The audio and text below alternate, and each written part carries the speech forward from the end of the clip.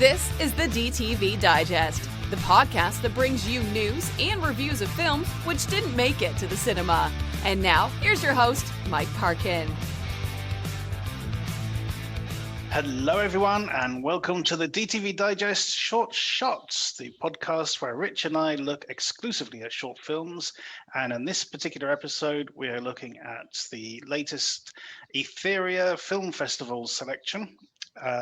Etheria showcases work from female film directors, filmmakers, and it's running later this week. Normally, we will put the links to the shorts into the footnotes, but as this is a live competition, we can't do that. But these shorts will be finding their way onto Shudder very soon, so we definitely recommend you keep an eye out for those. Rich, any thoughts before we kick off? I will say that watching this selection, I was expecting, because of them airing on Shudder, I'd naturally assumed, as others might, that it would be an exclusively horror selection, and I was quite surprised to find that there was a lot more diversity to the selection than I'd anticipated. So yeah, as you were saying, they do cover a wide variety of genres, basically pretty much anything really. So yeah, I would say that to anyone approaching these, don't go in expecting horror movies. You know, there are horror movies, but there's also a whole lot else, as we'll get into. Absolutely.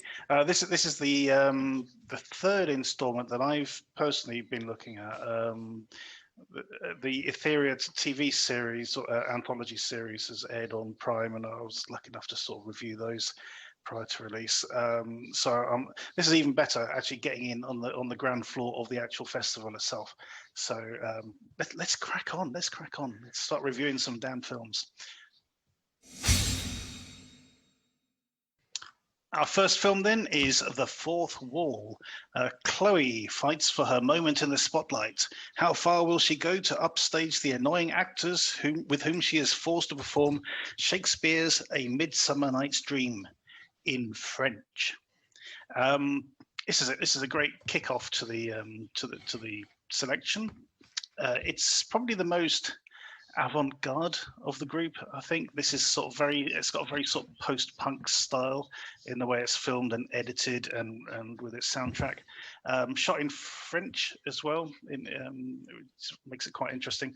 It's got some really cool sort of camera work. You know, the camera doesn't seem to be stopping moving at all as it follows this actress around, and it's got a killer punchline as well. Rich, your thoughts? Literally. Yeah, it's I think what you've said is exactly true. When I was watching it, it was making me think of things like Birdman, and even from the theatrical standpoint, but also in terms of the visuals and the music and stuff, like Gaspar Noé films. I think specifically of Irreversible came to mind. Whether that's just me, I don't know, but that is what sprung to my mind as I was watching it. It's got an excellent score, very contemporary kind of sort of not dance, but I don't know how to describe the music, but it's very, very contemporary, very repetitive, pace to it. I'm not very good with describing what music's like, but so I really like that. The structure is quite interesting. It's hang on, how long is the film? It's like 8 minutes or 12 minutes. So it's 12 minutes, and I think it's like 3 acts. Which is kind of reflecting, obviously, the theatrical performance that they're putting on. It's serious. It's darkly funny. There's moments of humor. So, for example, it is a French production in a French theater, but there's an American actress in there who doesn't speak French, and she causes the lead actress, some quite a lot of frustration. She's on the edge anyway from the moment we see her. It's all, it's very, it's a nasty backroom look at the theatre, and then you got the people in the audience who are like, is this awful or is this fantastic? And then, like you say, it's got that punchline of an ending, which kind of, it starts at the beginning because we've got a little bit of an in media res thing going on at the start, but I did enjoy it a lot. Yeah, it was a great start to the to the group of films. So a good way, best foot forward and all that. And this is from director Kelsey Bolig. Or Bolig, I'm not sure how we pronounce the name, but it is a French film. It's classified as horror, but it's very much. I think it sets things up quite interestingly because for the most part, it doesn't feel like a horror movie at all. It's only really in the closing minutes that anything horrific sort of is introduced. Yeah. So it's also got that particular sort of color of lighting that we've come to associate with horror, like things like BIT and VFW. There are lots of purples and sort of dark reds and black and exactly stuff. That sort of contemporary color scheme. The film that actually reminded me of a little bit, and it is completely different, is a film called Bliss, which is by the same director as VFW. Oh yeah, which is about sort of an artist who's hooked on this sort of very experimental drug, and it has that same sort of energy that this does. It was a very good film. So I don't think we're going to be scoring these, are we, Rich? I don't think. I think let's leave scores on these. I think we'll. Yeah. Yeah, good idea. Anyway, that is The Fourth Wall. The next film is Narrow. In a post-apocalyptic world where survival means never stepping off a thin, narrow path, a lone woman must evade a creature that stalks her every move. Now, just say we're not scoring these, but this scores very high on my list. Me too. I absolutely love this. It is a very visual story. There's no explanation as to what's going on. You have to pick up the clues as you're going, and what a way to start with this woman screaming for help and being ignored, and you go, oh my God, what the hell, what's going on here? And it's not until you notice the fact that he's walking literally on a narrow path, that it starts to sort of, the idea starts to sort of congeal together. It's what was it? Was it Jesus was in the desert for 30 days and 30 nights and tempted by the devil 3 times, and it's got that sort of feel to it. It's sort of all these distractions trying to tempt her off the path. If you step off the path, and there's other people who have stepped off the path and are there trying to taunt her as well. Is it all a metaphor? All this sort of stuff. Yeah, exactly. Yeah, it's a metaphor come to life, isn't it? Basically, got to stay on the straight and narrow, except it's not a straight and narrow. It's a very crooked, narrow path, basically. And there's various sort of temptations, like a tin of fruit, sort of tantalizingly just out of reach, and people from her past and this sort of thing. It's really, really well done. Yeah, and then this, the flip side of it as well, the editing for that moment. I thought was superb when it goes from daylight. Brilliant bit of editing, I thought. Yeah, I agree. I think there's intrigue, suspense, and tension right from the opening moments. I mean, there's the out of focus, calls for help, as you say at the start, and you're like, that's a really weird introduction. What's going on here? No exposition, as you say. It's just you've just got to go with it and pick it up as you go along. I think if the concept as it unfolds is quite a strange one, and it does sort of open up quite. I mean, it's a good idea, it's a good idea and everything, good, but then it makes you think, where did the path come from and all that sort of stuff. Yeah. So that's the. But there's no music as far as I recall. Mm-hmm. It's just tense. It's tense the whole time, and you're just trying to figure it out. And it's beautifully shot. Very limited locations, all basically taking place around this shack in sort of desert area. Small cast.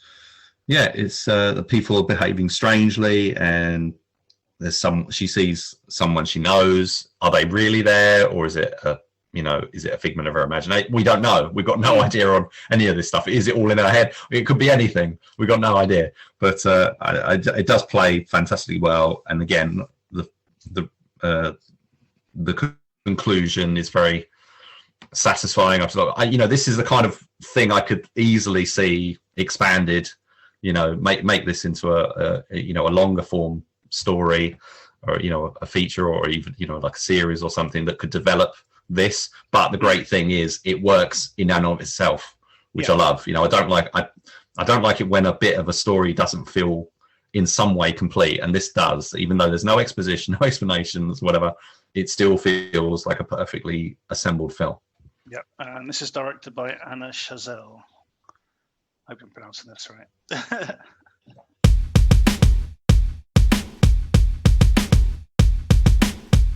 Our next film is You Will Never Be Back. After Anna and David say goodbye, just like any other day, something extraordinary happens that alters reality. Interesting one, this, Rich, considering that we covered a film called Parallels on the other show quite recently, which is all about people sort of slipping between different alternate realities. And that's the setup here, basically. This lady, Anna, comes across some sort of weird portal happening in her corridor, and then sees a vision of herself, and then suddenly she's in a dimension where no one knows who she is. Her boyfriend or husband is now with somebody else who's pregnant, and her mum doesn't know who she is, and all this sort of stuff. It's a moment in time, which could, we've seen it expanded. Let's put it that way. We've seen this kind of thing expanded. So we definitely know it could easily be. But I think it works, in and of itself. Yeah, it's a Spanish film from director Monica Mateo, and it is largely set in a very striking corridor. It definitely has kind of a David Lynch kind of vibe to it, I think. And the story itself, as it unfolds, it's very Twilight Zone-esque. There's not really an explanation. It's kind of everything's normal. Everything's been going along absolutely fine, and then all of a sudden, out of nowhere, just this crazy weird stuff starts happening with no explanation. So it's got that Twilight Zone kind of feel to it. I didn't like the CGI visual effects of the portal itself. That was kind of the one bit that I didn't get on with. But everything else I liked. The again, the lack of explanation of anything was quite interesting. But there's a moment where she sees a version of herself. You can kind of tell where kind of things are going to go.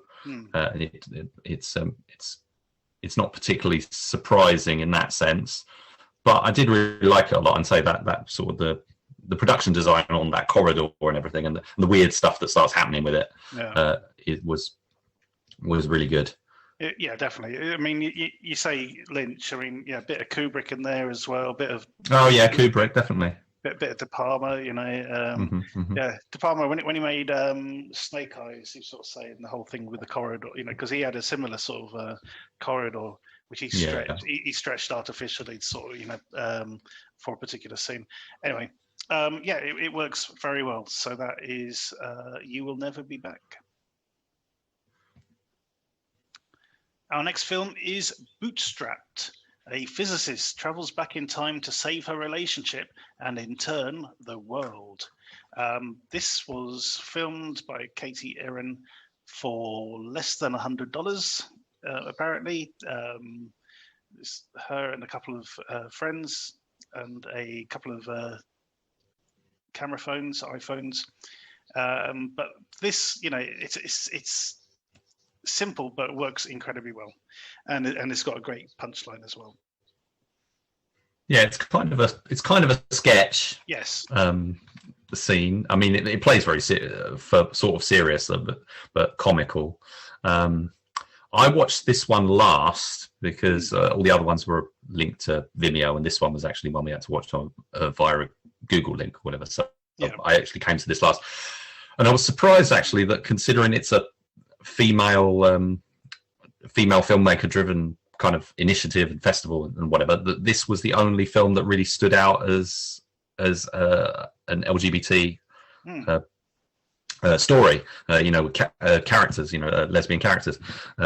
So that sort of made it stand out in itself. It was very different to the others.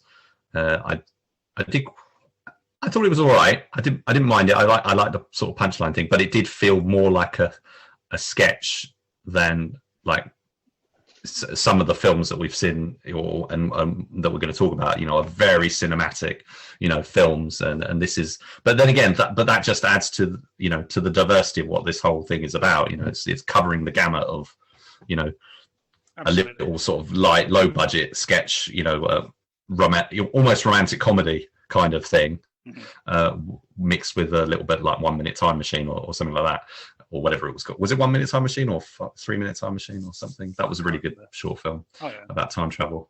The performances are good, and I think it's quite. It was just I'm not sure about the title. I went into this thinking it was a horror movie called Bootstrapped or whatever, and it was like, no, it's actually not that at all. So I don't get what the title means. No, it doesn't mean anything to me either, which is fine. It's an interesting one. Yeah, so we got this couple, and one of them goes in the kitchen where she finds her girlfriend from the future. So it's the same girlfriend that's sitting on the couch, but further down the line, sort of thing. And she's imploring her that this is the day they're going to break up, and she has to stop, otherwise she's going to invent time travel and it's going to wreck the future. It's a great little story. It is very compelling for what it is, and I think the strength of the storytelling shows through, because, as you say, it's at the other end of the spectrum as far as sort of budget and production is concerned, and yet it still manages to hold its own through that storytelling and that classic sort of punchline that it has.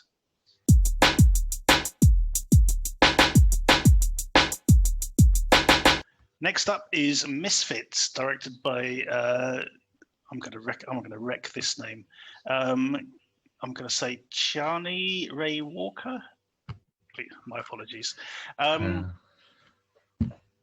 Any advances on that, Rich? No, yeah, you're right. I mean, I'd struggle with that one. Yeah, Chani or yeah, I think it must be Chani. Let's go with that.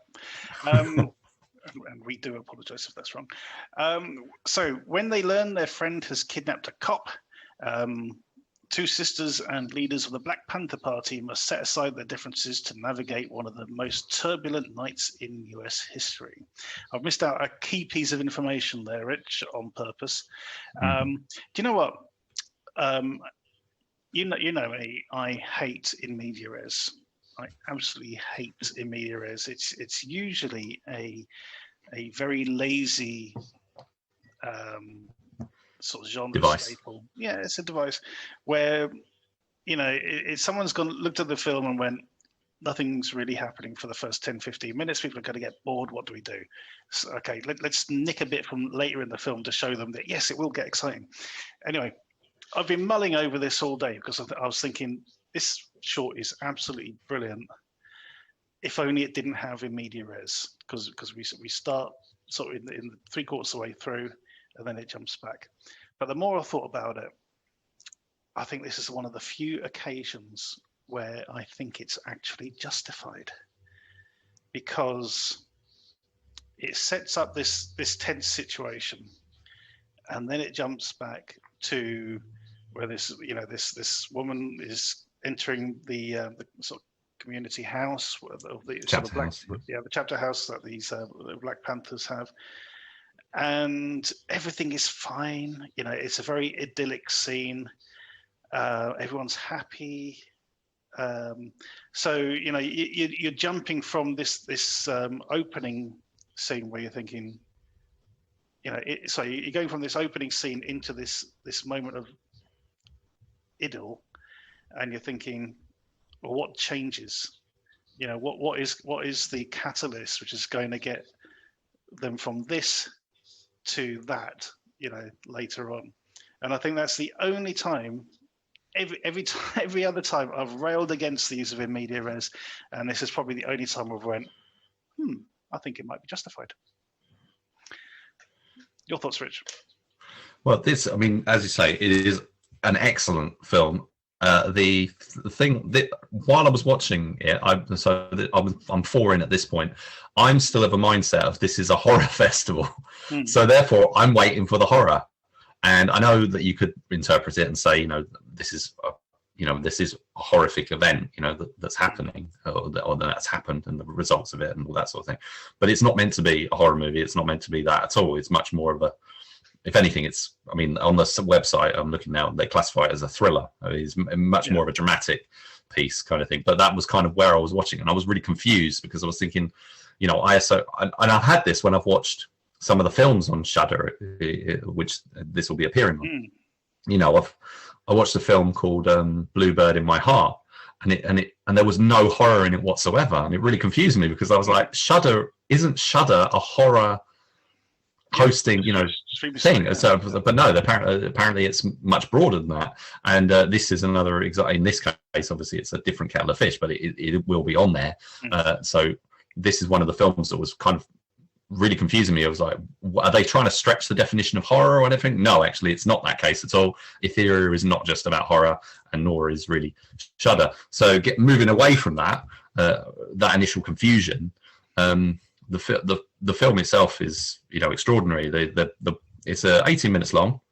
It's a very well-rounded story, beautifully shot, excellent sort of not monochrome, but it's got that kind of shades of I don't know, shades of orangey, brown sort of look to it and stuff. It's all set in nighttime or whatever. Looks fantastic.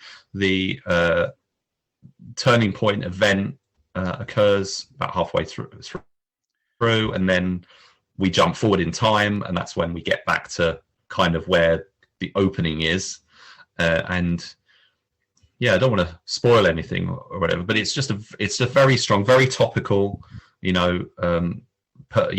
dramatic piece that I think, regardless of whether you're interested in, genre, short films or whatever, I would just recommend this in general. That this is something that people should see. Yeah, it's fantastic. Basically, is what it is. And it's as I said, it's the only film where I can justify the use of in media res, to myself at least. I didn't like the title Misfits, though. Again, that was kind of. I know they do say in the movie, they're saying that during the course of the film where the title fits in, but I still I think it sets up. I don't think it sets up the right expectations for what I think I don't know what else I would recommend calling it instead. Yeah. But I think if you I think it's an awkward one because going in cold is better, I think, but at the same time, you want people to actually be attracted to it. It's a hard one. Yeah, they have that sort of call to action sort of moment, don't they? And it's that's when she uses it with the Misfits sort of thing. But yeah, we totally recommend you watch this. It's absolutely fantastic. Next up is The Grey. A former cop works in purgatory and processes people going to heaven and hell. One day, his 20-year-old son appears. It's definitely hitting that sort of right note of, the afterlife as banality kind of thing, that we had in Beetlejuice and other things. If anyone's seen the series, The Good Place, for example, it's got a flavour of that as well. This guy totally relishing his job, basically, as the guy who stamps the paperwork of anyone coming through, whether or not they're going to hell or heaven. It's nicely written, nicely acted, but I suppose it's just something we've kind of seen before.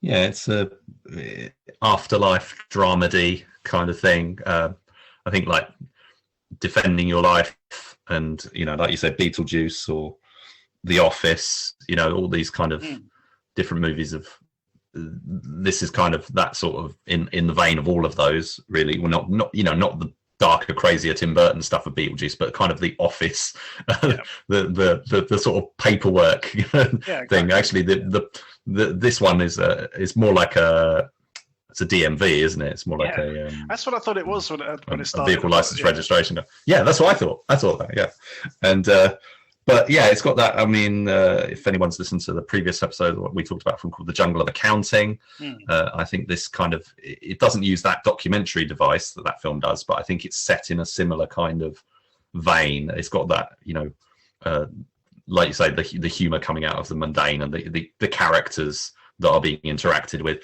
But then kind of you got that first part where it's all talking, looking at the computers and trying to assess the character, and then it becomes about a man and his son, because his son turns up, and what lengths he'll go to try and make sure that his son gets to heaven, not hell. Yeah, there's not really a lot more to say about it, but it does. It does work very well. Yeah, it's a how long is it? It's about the Grey 10. It's a 10-minute short. Yeah, very fantastical. It's a look. It's light, I'd say, compared to some of what we've seen. I mean, this coming off of Misfits. This is a completely different experience. It's like you've got you've had a really heavy thing, and this is like the palette like cleanser, a little palette cleanser or something. Yeah. But so that's The Grey, directed by Myra Aquino. So check it out.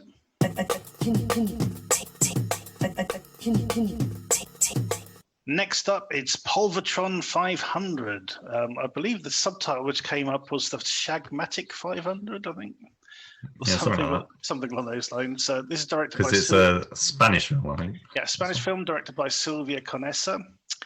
In the year 2065, a man enters an old holographic sex booth intending to take a nap, but he accidentally activates the sex hologram instead. Okay, this sex booth is one of the most sordid and horrible things I've ever seen. Ugh, it's a bit gross, isn't it?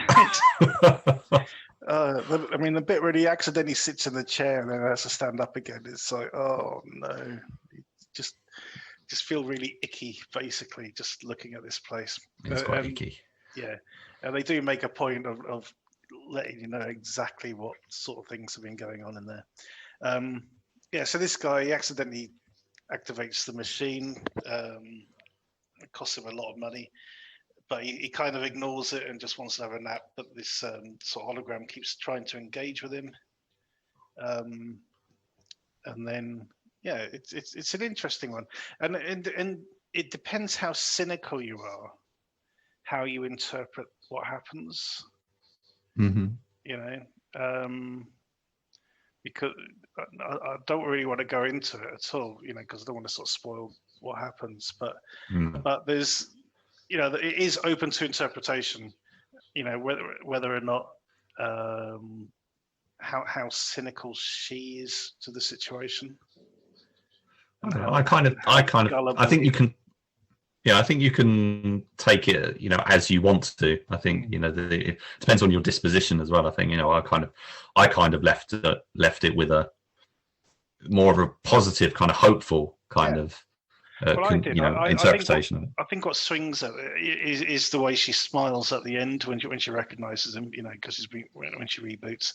I think, it probably is, genuine. But at the same time, the cynic in me is sort of saying, has he been played? But it's set in the future. It's a scientific kind of setting. It's a two-hander, as you say, between this guy and the hologram, and or however it works with her. The information, the information about, you know, why he's there and everything all comes out quite gradually, quite slowly. It takes quite a few minutes of setup and, you know, conversation or whatever before the whole story becomes clear, which I quite like, because I was intrigued. It was like, it didn't make sense. I was like, hang on, what's he doing? Why is he there? Why is he here? He's doing that, but he's ignoring or whatever, and none of it really makes sense. And then it kind of all gradually comes together. His character goes through an arc. You know, he walks in one way, and he at the end, you know, he's slightly changed and stuff, which I think, and perhaps she is as well. We're not sure. I think it's an interesting little film, Spanish, and good performances. 11 minutes long. You know, it's a different slice of sci-fi. Also, it takes a moment as well to set up the environment. You know, so you get the. It does, yeah. It takes a few, sort of Blade Runner-esque sort of you know, cityscape. You know, this place is all down at the docks kind of thing, but you know, you get that sort of like futuristic city backdrop, which helps, you know, sort of set the scene and everything. So yeah, it works really well. And next up is Eye Exam, directed by I'm going to murder this name again. Directed by Aislinn Clark. Aislinn Clark. There you go. A woman regrets attending a free eye exam when she begins to suspect that an optometrist has nefarious intentions. This is the funnest of the shorts, I believe. It's the shortest of the shorts as well. but it is absolutely brilliant. It feels like an episode of The Outer Limits. It's a sort of very cautionary tale. But it's just brilliantly done. I absolutely love this. The way it's shot, the editing, absolutely superb. You know, the alien voice that comes into it. It's just very freaky, and the sort of reveal at the end. It did remind me of like an old sort of Outer Limits episode. Yeah, it's a kind of. It is quite. I wouldn't say it's quite sketch-like, but it's not really a sketch. It's got quite a distinctive tone and feel to it. I say it's only. I mean, you take off the titles or whatever. It's only about 2 minutes long, and but the characters are all, you know, larger than. They're kind of exaggerated characters, and it's an exaggerated sort of world. It's kind of in the past, but in the future as well. It's very well conceived. The director, Aislinn Clark, has done feature films. She did a film called The Devil's Doorway, and which you might have seen. I'm not sure. It came out a couple of years ago. Yeah, and so because this is an Irish filmmaker, Northern Irish filmmaker, I believe, and this was sort of the. It's one of the quirkiest, I would say, of the festival, but you know, introducing a little bit more of that levity or whatever, like we've seen with like Bootstrapped and whatever. Yeah, no, I really like this. I thought it worked really well. And so from our shortest short to the longest, Who Goes There is 23 minutes long, directed by Astrid Thorvaldsson. Thorvaldsson. Let's start that again. Directed by Astrid Thorvaldsson. When a stranger appears at their prairie in 1880 Minnesota, Ingrid invites him to heal her dying sister, but she doesn't realize that a supernatural force is crossing her threshold. So we got these three sisters who are from Norway. One of them refuses to speak English. We get a bit of a prologue with a guy sort of a campfire in the middle of the prairie, and there's some sort of strange noises going on around him. You think it might be in media res, but it's not. But it's not. Yeah, he gets away with it. And then this guy sort of turns up sort of outside this this family's home. There's a really good edited shot early on where Ingrid is kneeling in the field, and then you get a sort of quick edit, and the camera moves back about sort of 5-10 yards, and you see that actually she's kneeling in front of two crosses. It's just really well done. I really like that shot. This it reminded me of a couple of things, like The Wind, sort of recent sort of horror set, in a sort of similar location. But yeah, this works really well. I like this a lot. Yeah, it's interesting because it's set in America, set in Minnesota. Is it Minnesota or Missouri? Can't remember. Minnesota. Yeah. Yeah, it's Minnesota, isn't it? Yeah, and the leads are, or the characters and perhaps the actresses as well, are Norwegian. So it's a traditionally very masculine environment, the West, and here there are three women on their own, Norwegian ones at that. So that's quite interesting. But it was all actually filmed in Wales. So this is a British film made by the National Film and Television School, and the director is Norwegian, Astrid, as you say, Astrid Thorvaldsen. I like this a lot. It's very. We're getting back to the horror again now, but it's kind of the presentation of women in the West and stuff like that made me think of another short film, The Automaton, which we talked about, I think, on the DTV Digest, which was different kettle of fish, more science fiction and stuff than this, but the themes of this, which are again sort of lacking in exposition, it's all about atmosphere and you trying to put the pieces together. It's stuff you've seen before, so it's not too difficult, but still there are question marks and uncertainties which play quite nicely as the film leads towards its conclusion. The title Who Goes There made me think of The Thing, which was based on the story Who Goes There. I think there is a touch of that. It's not an adaptation, but it's not far off. I think if you wouldn't have to do much to have this as an adaptation of that particular story. I mean, the John Carpenter's version was very different to perhaps some of other interpretations, but that's just that came to mind. I liked it a lot. I thought the location, the sort of stark, isolated location looked really good. The characters were very engaging, very intriguing situation. It's like a lot of films we've seen before, where it's that stranger comes in. Are they somebody to be trusted? Are they somebody who's going to help, or are they going to divide the family or cause harm? It's that like savior or Satan or something. It's like who do you trust? And the one of the sisters is terribly ill, so there are decisions that are made, and also the early on when one of the characters goes out and meets the stranger.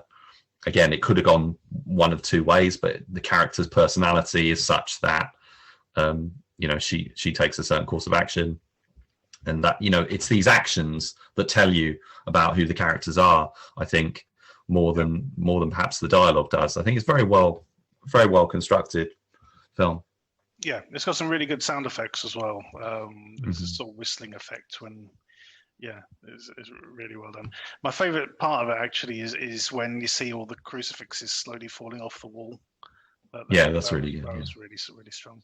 So yeah, that was really, really good. This is a proper horror film, really. I mean, it takes a while. It's a slow burner, but for the Shudder fans, who are expecting a horror film, I think this is probably one of the most satisfying. Yeah.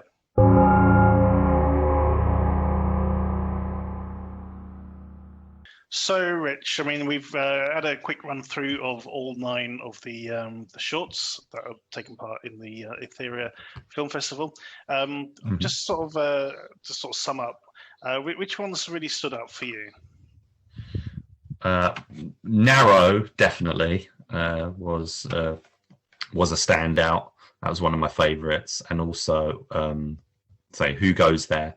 In terms of the horror, I think those two were probably Yeah, I'd say those two are probably my favourites. I also like The Fourth Wall a lot, but you know, for something completely different, Misfits definitely is perhaps the best film on there. I mean, I think it's between Misfits and Who Goes There, as to which is the best of this bunch, I would say.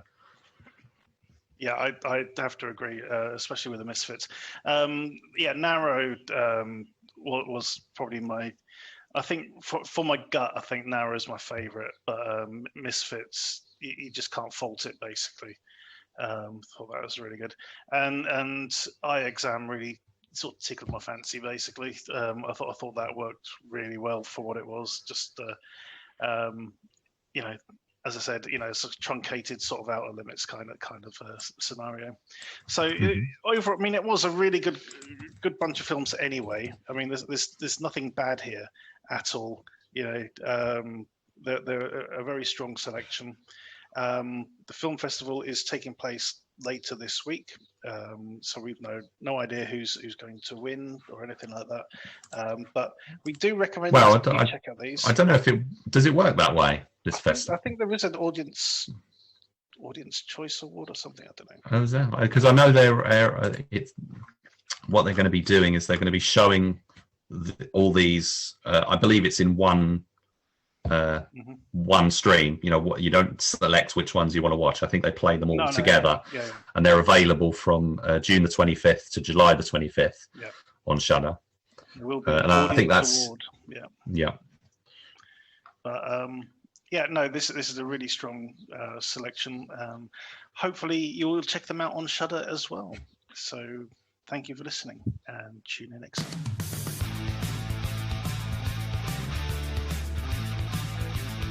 Thank you for listening to the DTV Digest. Let us know your thoughts in the comments and tune in again next time.